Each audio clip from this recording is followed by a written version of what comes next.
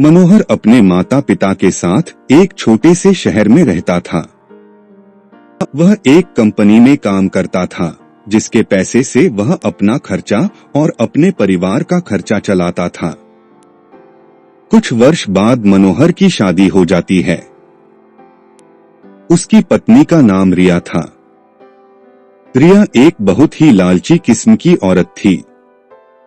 रिया को जब भी पैसे मिलते थे तो वह तरह तरह के कपड़े और गहने खरीद लेती थी। वह जब भी किसी समारोह में जाती थी तो हमेशा नए नए कपड़े और गहने पहनकर जाना चाहती थी।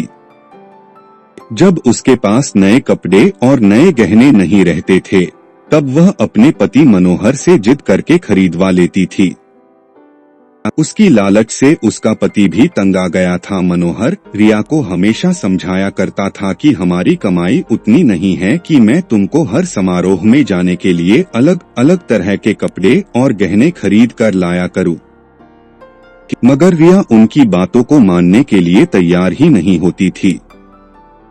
एक दिन जब रिया किसी समारोह में गई थी तब उसकी एक सहेली मनीषा उसके घर पर आई। मनीषा ने रिया की सास से उसके बारे में पूछा। रिया की सास ने मनीषा को सारी कहानी बताई।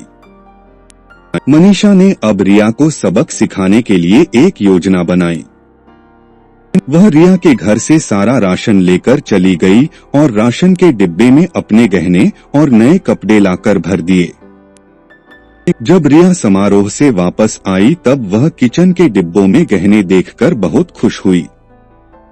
शाम हुआ, जब रिया खाना बनाने गई तब उसे राशन नहीं मिला। तब वे अपनी सास से पूछा, सारा राशन कहाँ गया?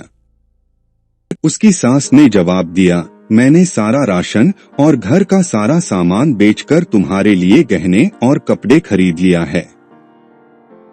तुम बदल बदल कर हर दिन नया पहनो। रिया बोली, मगर खाने के बिना मैं गहनों और कपड़ों को क्या करूंगी?